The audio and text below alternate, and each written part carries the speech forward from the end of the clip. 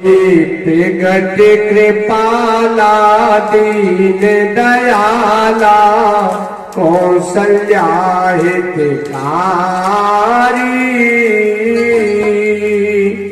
हर्षित महितारी मुने मन हारी अद्भुत रूप विचारी लोचन अघुरामा तनो मनु श्यामा निज आयु के बोझ छारी भूषण वन बाला नयन विशाला शोभा से तो गया कह तुई कर चोरी अस्तुत तोरी के वेद करहु अनंता एक अमाना वेद पुराण करुणा सुख सागर सब गुण आगर यही गावई श्रुति संता मोहित लागी जन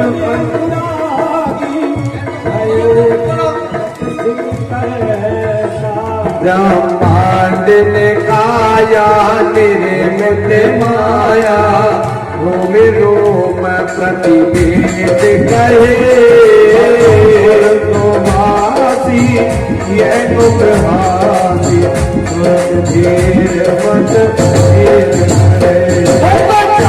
जब जाना प्रभु मुस्काना चरित बहुत कीन चहे यही कथा सुहाई बात बुझाई ये प्रकार सुख माता पुण्य बोली सोमत जोली तजौतात यह रूपा जय विष्णुलीला अतिशय शीला की जैसे सुनीला अति प्रियशीला ये सुख परम अनूपा ये भजन सुजाना रोद जगाना हुई बालक सुलभूपा यह चरित गावई अधिपति पावई तीन पर भवितूपा विप्रधेन सुर संत हित लीन मनुज अवतार निज इच्छा निर्मित तनु माया गुण गोपाल। आज परमात्मा ने अपना अवतार धारण किया। ये परीक्षित महाराज कुछ समय पश्चात मैया केकई के यहाँ भी एक पुत्र ने जन्म लिया और कुछ समय पश्चात मैया सुमित्रा के यहाँ 2 पुत्रों ने जन्म लिया। अब अवध में तो खुशी की लहर दौड़ गई। देखो भैया कहां तो एक भी पुत्र नहीं था और अब 4 पुत्र हैं। सबे अवध की जितनी भी स्त्रियां थी सब कौशल्या मैया के पास आने लगी। ए मैया तेरे लाला ने जन्म लियो है, हमें बधाई दे दो ना। क्यों भगवान की बधाई होना तो जरूरी होता है। अरे मैया तेरे लाला ने जन्म भयो है, आज हमें बधाई दे दो मेरी मैया। अब कोई लहंगा मांग रही है, कोई चूनर मांग रही है, कोई चोली मांग रही है, कोई चूड़ी मांग रही है, कोई छल्ला मांग रही है। और कौशल्या मैया ने इतना दान किया कि दान लेने वाले भी परेशान हो गए। और एक सखी आके मैया से कहने लगी, ए मैया अजी प्रगटे हैं 4 भैया, 4 भैयाओं को जन्म भयो है। अरे प्रगटे हैं चारों भैया अवध में बाजे बधैया। प्रगटे हैं चारों भैया अवध में बाजे बधैया। बाजे बधैया बाजे बधैया बाजे बधैया बाजे बधैया बाजे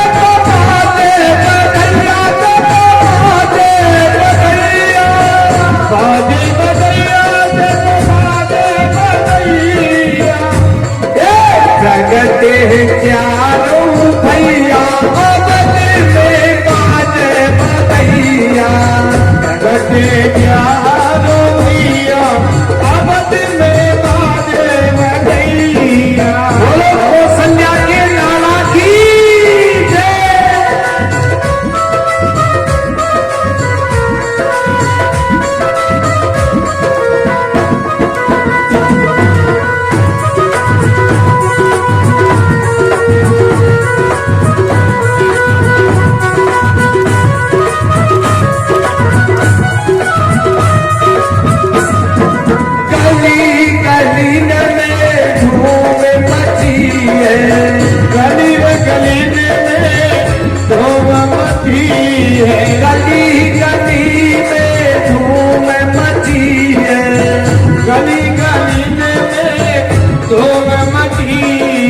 आज रही है सहनैया आज रही है सहनैया अवध में बाजे बधैया। प्रगटे चारों भैया अवध में बाजे बधैया। बोलिए के लाला की जय।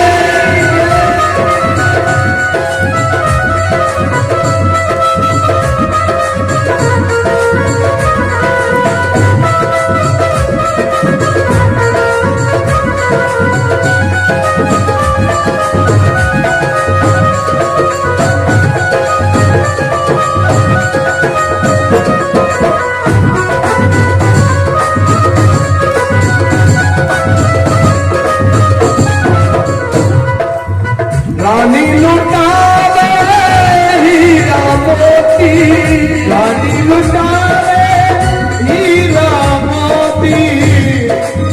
रानी लुटावे देखो रानी लुटावे कैसी रानी लुटावे। रानी लुटावे देखो हीरा मोती और राजा लुटावे रुपया। राजा लुटावे रुपया अवध में बाजे बधैया। प्रगटे चारों भैया अवध में बाजे बधैया। प्रगटे चारों भैया अवध में बाजे बधैया। प्रगटे चारों भैया अवध में बाजे बधैया।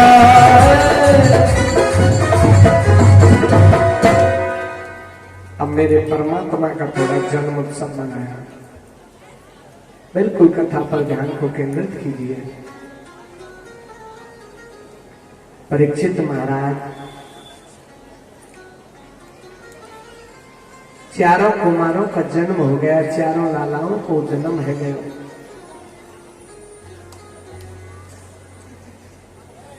दशरथ पुत्र जन्म सुन काना मानो ब्रह्मानंद समान। गुरु वशिष्ठ जी को बुलाया। प्रभु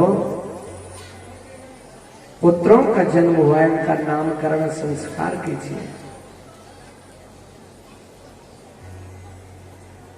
वशिष्ठ जी आए, सबसे पहले त्रिलोकी नाथ के चरण स्पर्श करके नमन किया और कहा, हे महाराज दशरथ, जो कौशल्या जी के यहाँ जो पुत्र आए हैं ना, उनके लक्षण बतलाते हैं। जो आनंद सिंधु सुख राशि, सीकर ते त्रिलोक सुपासी। जो सुख धाम राम असनामा, अखिल लोकदायक विश्राम। इनके नाम लेने से, जो कौशल्या के यहां जो लाला आए हैं ना, इनका नाम लेने से प्राणी कितना भी परेशान हो, कितना भी संकट हो, उसे आराम मिलेगा। तो इनका नाम है राम। बोलिए राम जी महाराज की जय। रघु महाराज के कुल में जन्म लिया है, इनका नाम है रघुवीर, रघुनाथ।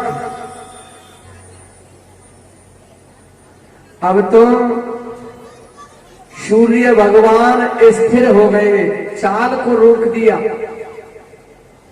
आगे ही नहीं बढ़ रहे हैं, क्योंकि भगवान को कौन नहीं देखना चाहता है। चंद्रमा ने सूर्य भगवान से कहा, प्रभु इस सूर्य से कहो ना ये आगे बढ़े, जिससे हमें भी आपके दर्शन करने को मिले। भगवान ने कहा, भैया अब तो आपको दर्शन हो या ना हो, पर हम अगला अवतार धारण करेंगे ना, तो मध्य रात्रि में अपना अवतार धारण करेंगे, जो तुमको ही मौका मिलेगा। तब से मेरे परमात्मा ने चंद्रमा के नाम का अपने नाम में पुट लगा दिया। वो पुट कैसे लगाया? राम चंद्र, राम चंद्र, चंद्र का पुट लगा दिया। बोलिए रामचंद्र भगवान की। और जो केकई के यहाँ जो पुत्र आए हैं ना, इनके लक्षण बतलाते हैं। विश्व भरण पोषण कर जोई, ताकर नाम भरत अस होई। जो विश्व का भरण पोषण करता है उसको कहते हैं भरत। ये जो केकई के यहाँ जो पुत्र आए हैं, इनका नाम भरत रहेगा, और ये सभी का भरण पोषण करेंगे, उदरपूर्ति करेंगे। बोलिए भरत जी महाराज की जय। और जो सुमित्रा के यहाँ जो दो पुत्र आए हैं ना, तो पहले पुत्र के लक्षण है वो इस प्रकार से हैं। जाके सुमिरन तीर पुनासा, नाम शत्रुघ्न वेद प्रकाश। इनका नाम स्मरण करने से ही शत्रु का नाश हो जाएगा, तो इनका नाम है शत्रुघ्न। बोलिए शत्रुघ्न महाराज की। अज लक्षण नाम राम प्रिय, सकल जगत आधार। गुरु वशिष्ठ राखा, लक्ष्मण नाम उदार। महाराज जो ये सुमित्रा के यहाँ दूसरे पुत्र है ना, इनके लक्षण बतलाते हैं कि ये राम जी को सदैव प्यारे रहेंगे, जगत का आधार बनेंगे। इनका नाम है लक्ष्मण। बोलिए लक्ष्मण जी महाराज की। चारों भाइयों का नामकरण संस्कार हुआ। अब तो मेरे परमात्मा थोड़े बड़े होते हैं, मैया लीला कर रही है। नाचे रघुनाथ नचावे हर की मैया। ठुमक ठुमक डोलते हैं, घुटमन डोलते हैं। अब तो मेरे परमात्मा कुछ बड़े होते हैं। उधर महामुनि विश्वामित्र जी को मालूम हुआ कि नारायण ने अपना अवतार धारण किया है।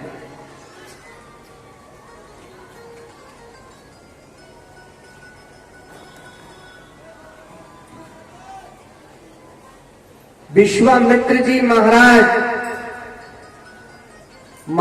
दशरथ के यहां आते हैं और आकर के महाराज दशरथ को मालूम पड़ता है, विप्र समाज लेकर के ऋषि को लाते हैं, सम्मान करते हैं, चरण स्पर्श करते हैं, आकर के सुआसन पर बैठाते हैं। हे महामुनि, क्या इच्छा है? महाराज, हमारी एक ही इच्छा है, हम जो भी जप करते हैं, तप करते हैं, तो आश्रम पर असुर आते हैं, हमारे जप तप को भंग करते हैं, भक्ति नहीं करने देते हैं। तो हम एक अरदास लेकर के आए, महाराज आप अपने राम जी और लक्ष्मण जी को हमारी यज्ञ की रक्षा के लिए दे दो ना। महाराज दशरथ ने मना कर दिया, नहीं महाराज मैं नहीं दे सकता। वशिष्ठ जी ने समझाया और प्रभु श्री राम और लक्ष्मण जी विश्वामित्र जी के साथ आश्रम पर आते हैं, आश्रम की रक्षा करते हैं, शुभाऊ ताड़का आदि का उद्धार करते हैं, मारीच को बिना फर के बाण से समुद्र के पार पहुंचाते हैं। अब यहां एक गहराई की बात छुप गई इस प्रसंग में साहब। विश्वामित्र जी मेरे प्रभु श्री राम और लक्ष्मण को अपने साथ क्यों ले गए?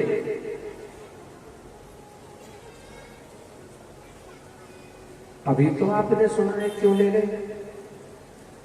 अभी तो प्रसंग आया है ना कि अपनी यज्ञ की रक्षा के लिए, आश्रम की रक्षा के लिए तो ले गए थे ना, इसीलिए ले गए कि और भी कोई कारण है? इसमें और भी एक कारण है, उसको हम खोलना चाहते हैं। विश्वामित्र जी, महामुनि विश्वामित्र जी मेरे राम जी को और लक्ष्मण जी को अपने आश्रम की देख रेख रखवाली के लिए तो ले ही गए थे, पर विश्वामित्र जी के मन में एक बात आई। वो बात कौन सी? जो मिथिलापुरी के जनकपुर के राजा हैं, जनक महाराज, जिनकी पुत्री का नाम सीता जी है, सीता जी का स्वयंवर रख रहे हैं और उस स्वयंवर में सभी राजाओं को निमंत्रण दिया है, पर महाराज दशरथ को निमंत्रण नहीं दिया। जब महाराज दशरथ को निमंत्रण नहीं है तो राम जी तो मर्यादा पुरुषोत्तम में वो कतई नहीं जाएंगे, जनकपुर बिल्कुल नहीं जाएंगे। और जब जनकपुरी में नहीं जाएंगे तो धनुष को कौन तोड़ेगा, और धनुष को नहीं तोड़ेगा तो सीता जी का विवाह किससे होगा? दोनों ही मत आपके पास है साहब, कैसे भी संतुष्ट होते जाना। अब तो एक दिन विश्वामित्र जी अपने साथ प्रभु श्री राम और लक्ष्मण जी को लेकर के चल रहे हैं।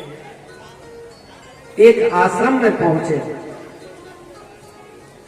बिल्कुल शून्य आश्रम था, कोई नहीं था, पक्षियों की चहचहाहट आ रही थी। और राम जी उस आश्रम में प्रवेश हुए तो क्या देखा? एक पत्थर की शिला रखी थी और राम जी नजदीक पहुंचे, उस पत्थर की शिला से आवाज आ रही थी, हे राम, हे राम, हे राम।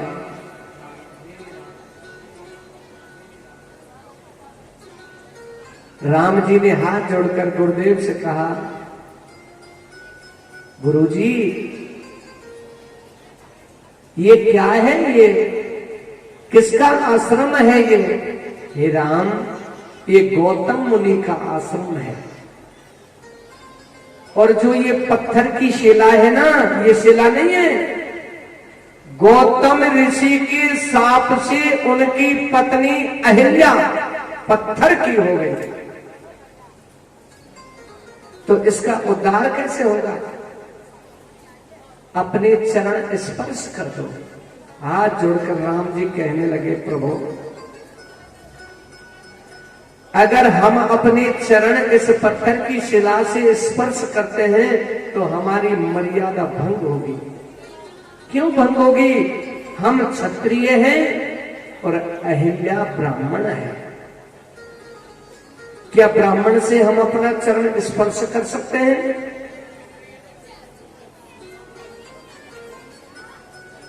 गुरु जी के आदेश से मेरे प्रभु ने पत्थर की शिला से इतना पैर ऊंचा किया, हवा का झोंका आया और हवा के झोंके से प्रभु की चरण रज पत्थर पर गिरी और अहिल्या का उद्धार हो गया। और हाथ जोड़कर अहिल्या कहने लगी, प्रभु आप बड़े दयालु हो। श्री राम तेरे चरणों की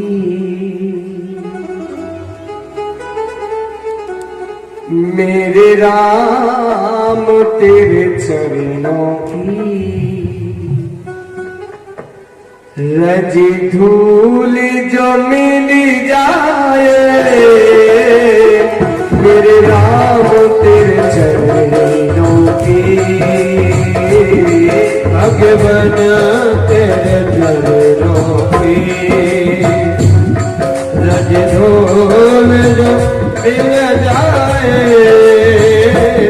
सच कहती हूँ मेरी सच कहती हूँ मेरी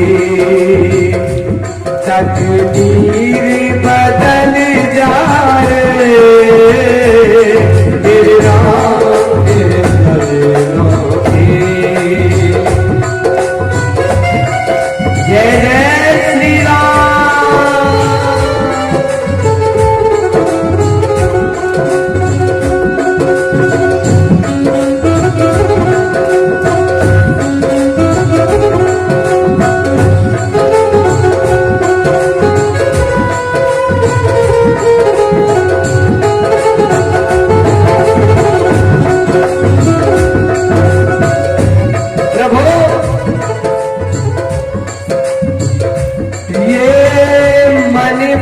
चंचल है कैसे तेरा भजन करूं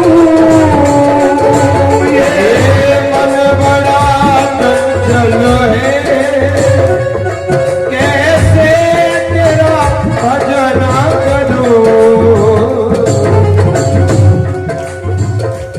जितना इसे समझाऊं जितना इसे समझाऊं उतना ही चलता है मेरे राम तेरे चरणों के भगवन तेरे चरणों के।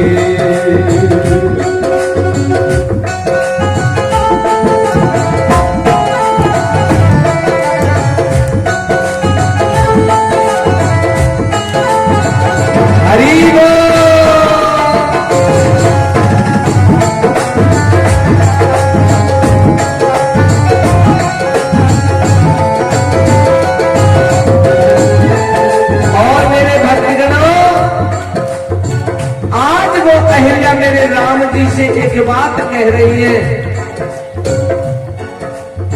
उधर तो अहिल्या राम जी से कह रही है। मेरी तरफ गौर दीजिए भैया, इधर मैं आप लोगों से एक बात कह रहा हूं भैया, एक बात कह रहा हूं भक्तगणों से एक बात कह रहा हूं। नजरों से गिराना चाहे जितनी सजा तेरा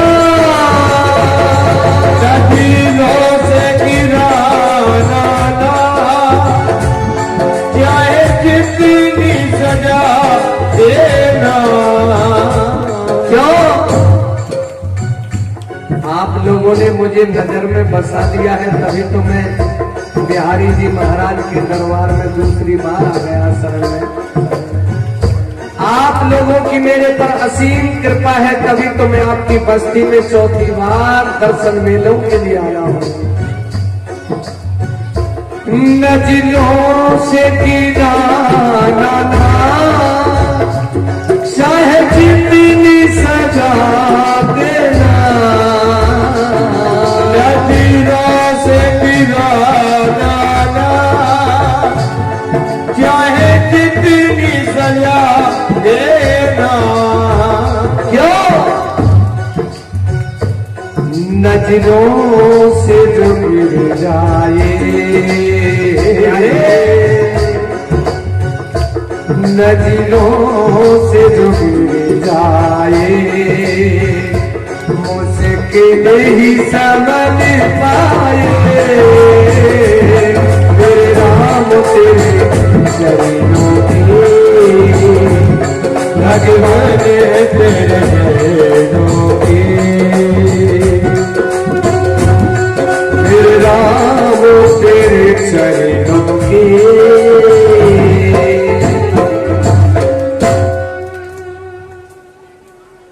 आचार्य महामुनि श्री सुखदेव जी महाराज कहने लगे, परीक्षित महाराज, मेरे परमात्मा ने अहिल्या का उद्धार किया। उद्धार करते करते प्रभु श्री राम और लक्ष्मण जी गुरु विश्वामित्र जी के साथ चलते चलते चलते चलते जनकपुरी के पास पहुंच गए। उद्यान देखा, स्थान देखा। विश्वामित्र जी ने कहा, भैया आज तो हम यहीं विश्राम करेंगे। ठीक है गुरुदेव।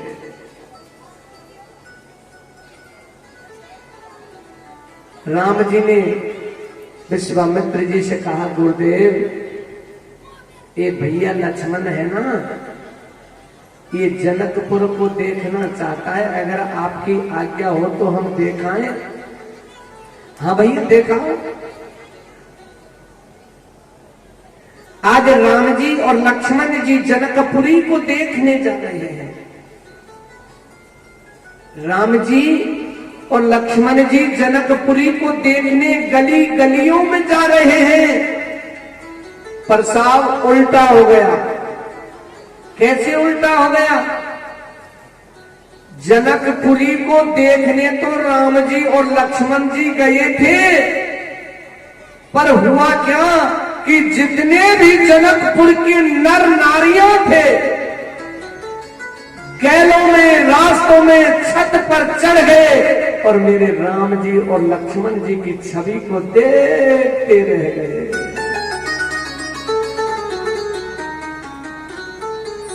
वापस आते हैं। प्रातःकाल मेरे प्रभु शयन से खड़े होते हैं, नित्य क्रिया से निवृत्त होकर के स्नान आदि करके गुरु की पूजा के लिए बगीचे में फूल लेने के लिए जाते हैं। फूल तोड़ रहे हैं। उधर सीता जी जनक महाराज की पुत्री हैं, अपनी सखियों के साथ गौरी पूजन के लिए आती हैं। अजीते ही अवसरे सी ताते आई, आते ही अवसरे सी ताते आई, गिरिजा पूजन जनने पठाई, वो गिरिजा पूजन जनने पठाई। जय जय गिरी बरी राज किशोरी, जय जय राज किशोरी, जय जय गिरी बारी राज किशोरी, जय महेश मुखे चंद्र चकोरी, जय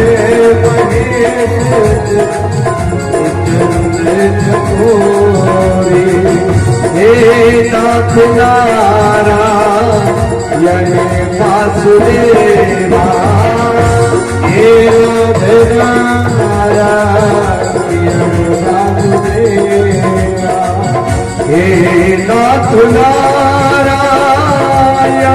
वासुदेवा हे नाथ नारायण वासुदेवा हे नाथ नारायण वासुदेवा हे नाथ नारायण वासुदेवा। सीता जी गौरी मैया के मंदिर में अपनी सहेलियों को लेकर के पूजन के लिए आई। एक सखी एक सहेली बाग में पहुंच गई, राम जी को देखा, दौड़ी दौड़ी सीता जी के पास आई। ओ बहन चल मेरे साथ चल,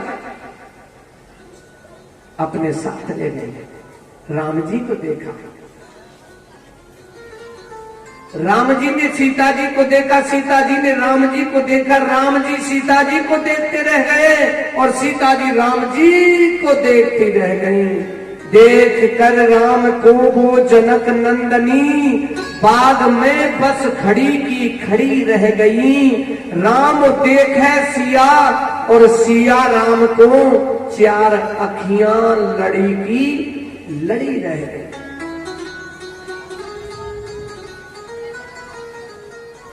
सखी ने कहा, ए सीता चलना नहीं है क्या? हाँ बहन चलना है। और गौरी मैया के मंदिर में आकर के गौरी मैया से कहने लगी, ए मेरी गौरी मैया,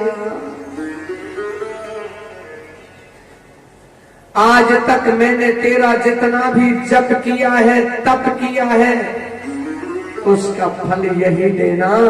कल जब मेरे पिता स्वयंवर रचे तो ये सामने कुमर उस धनुष को तोड़ दे मेरी मां।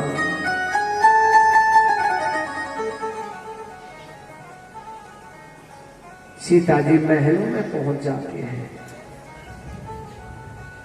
महाराज जनक की सभा लगी हुई है, देश देश से राजा आए हुए हैं,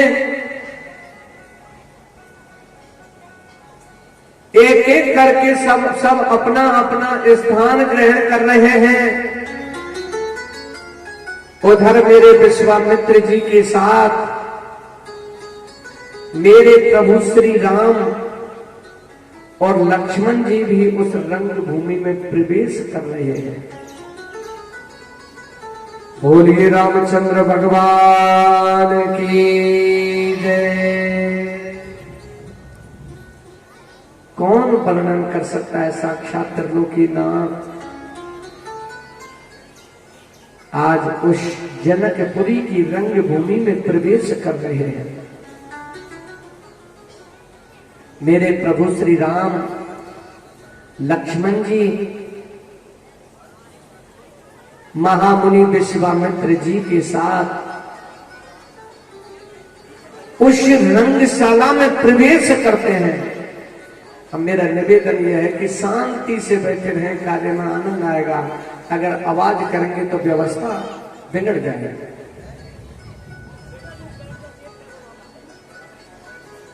महाराज जनक ने कहा, देश देश से राजा महाराजा आए हुए हैं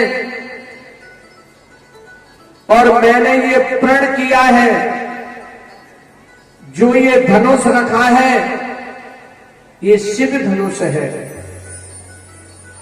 इस धनुष को जो तोड़ेगा उसी के साथ मेरी बेटी सीता का विवाह होगा। सीता जी भी रंगशाला में आती है। अब यहां एक चौपाई है साहब, अगर हम चौपाई को एक को भी उठा लें तो 1 घंटे में भी इस चौपाई से नहीं निकल सकते हैं। ये राम कथा है। रंग भूमि जब सिय पगधारी, देख रूप मोहे नर नारी। बाबा गोस्वामी तुलसीदास जी ने तो लिखा है चौपाई को कि रंगभूमि में जैसे ही सीता जी ने पैर रखा, उनको देख करके जितने भी नर नारी थे वो सम्मोहित हो गए। यही अर्थ है ना साहब, यही है ना। और एक स्थान पर बाबा तुलसीदास ने मानस में ही लिखा है, मोह न नार नार के रूपा। नारी तो नारी को देख करके मोहित ही नहीं होती है। और दोनों ही बात बाबा गोस्वामी ने ही लिखी है। क्या वो गलत लिख सकते हैं? क्या नहीं लिख सकते हैं ना। जब गलत भी नहीं लिख सकते तो अब बताइए संतुष्ट कैसे हुआ जाए। पहली चौपाई है, रंगभूमि जब सिय पगधारी, देख रूप मोहे नर नारी। और एक स्थान पर कहा है कि मोहे न नार नार के रूपा।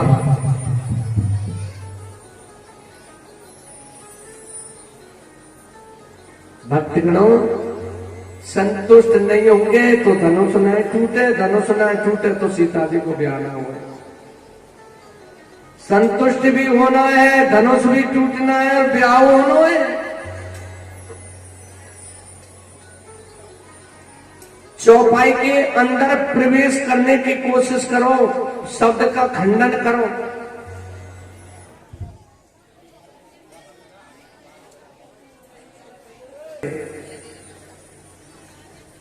रंग भूमि जब सिय पगधारी, देख रूप मोहे नर नारी।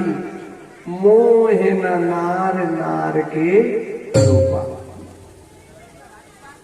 नारी कभी भी नारी को देख करके मोहित नहीं हो। अजी साहब, तुम मोहने की बात कर रहे हो, अपनी स्त्री के आगे दूसरे की स्त्री की बात कर दो, 4-5 दिन तो भोजन ऑटोमेटिकली बंद हो जाएगा। कभी भी स्त्री को देख करके मोहित नहीं हो सकती है। क्या जब सीता जी रंगभूमि में आई थी तब तक उनका स्त्री रूप हो गया था क्या? बिल्कुल चौपाई में घुसने की कोशिश कीजिए, तभी आनंद आएगा। सीता जी जब रंगभूमि में आई थी तब तक उनका स्त्री रूप था क्या? स्त्री रूप तो तभी होगा जब कोई धनुष तोड़ेगा, सीता जी बरमाला डालेगी, विवाह होगा, तो ही तो स्त्री रूप होगा। और एक कारण और भी ऐसा, आजी को तमिलनारी, ये भी चौपाई है। गोतमिनारी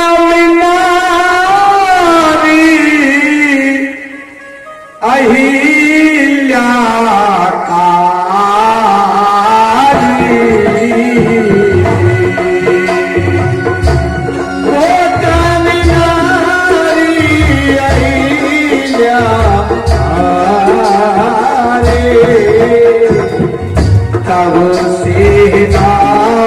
में पयो है पगुधारी, सेना में पयो है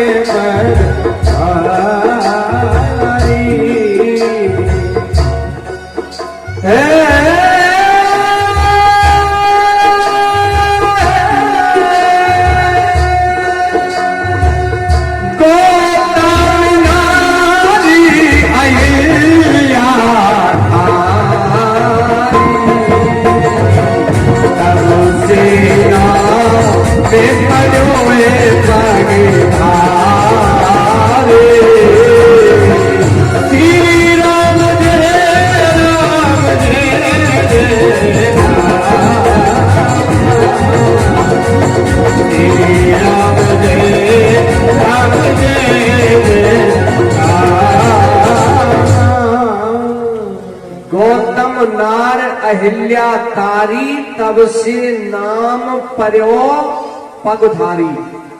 किनका?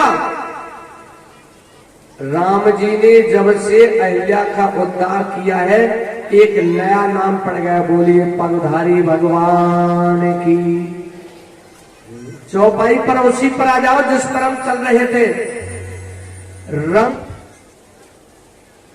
चौपाई पर आ जाइए जिस पर हम चल रहे हैं। रंग भूमि जब सीए पगधारी। मानस में ये आस नहीं है जिसको हम स्पष्ट कर रहे हैं, ये अद्भुत रामायण का प्रसंग है। मानस में तो यही लिखा है कि सीता जी ने जैसे ही रंगभूमि में पैर रखा तो देख करके सब नर नारी मोहित हो गए थे। रंगभूमि जब सीए पगधारी, इधर से तो सीता जी आई, इधर से पगधारी भगवान आए। सीए पगधारी, और मेरे प्रभु श्री राम और सीता जी की जोड़ी को देख करके जितने भी नर नारी थे वो सब मोहित हो गए। दोनों ही मत आपके पास है, जिससे संतुष्ट होना चाहे हो सकते हैं। एक एक करके सब राजा धनुष उठा चुके थे। अभी अगर चौपाई पर गौर करने लग जाए ना, एक चौपाई है भूख सहस्त्र ये कई बार लगे उठावन तराई न तारा। सहस्त्र कहते हैं 1000 को। 10,000 राजा एक साथ धनुष उठा रहे थे क्या? चौपाई तो स्पष्ट ये की कह रही है भूप सहस्र 10 ये कई बारा लगे उठावन तरैना तारा। क्या 1000 राजा एक साथ धनुष उठाया था? इसका दूसरा मत भी है। ऐसे ऐसे राजा वहां मौजूद थे जिनमें 1000 राजाओं के समान एक ही राजा में बल था। उन्होंने धनुष उठाया पर किसी पर धनुष नहीं उठाया। तीसरा मत और भी है। 10,000 राजा धनुष उठा चुके पर किसी पर भी धनुष उठा नहीं। तीनों बात आपके सामने, जिससे जो जिसको अच्छी लगे उससे संतुष्ट होना। आचार्य महामुनि श्री सुखदेव जी महाराज कहने लगे, परीक्षित महाराज,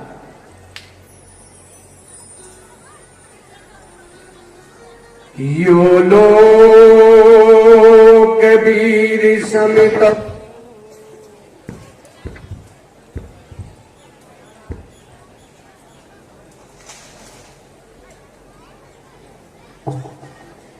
यो लोक कबीर समतौ दानो रे मग्ना सीता स्वयंवर गृहे त्रिशतो पनीतमा। महाराज जनक दुखी हो गए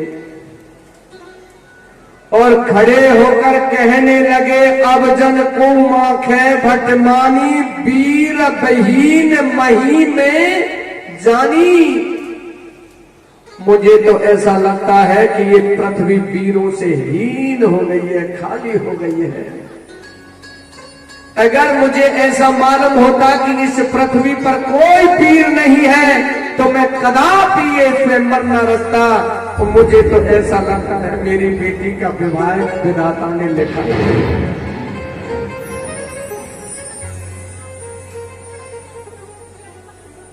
इतने में तो लक्ष्मण जी खड़े हो गए। ए महाराज जनक, आपको मालूम है जिस सभा में रघुवंशी बैठे होते हैं उस सभा में कोई ऐसी बात नहीं कहता है, और तुम्हें मालूम है यहां मेरे भैया राम बैठे।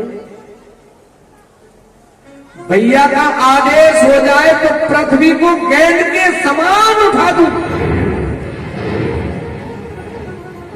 राम जी कहने लगे, लक्ष्मण जी बैठ जाओ। उधर सीता जी भी बैठी है। सब सहेली सब सखी सीता जी के पास गई। मेरी बहना हमें तो ऐसा लगता है कि विधाता ने तेरो विवाह लिखो ही ना है, रचो ही ना है। और सब सहेलियां सीता जी से कह रही हैं, ए मेरी बहन, परमात्मा ने क्यों तुझे जन्म दिया, और जन्म भी दिया तो तेरा विवाह क्यों नहीं लिखा? या फिर महाराज जनक ने जो ये स्वयंवर रचा, ये सोच समझ के क्यों नहीं रखा? अरे बहना तेरा कौन बनेगो भरता,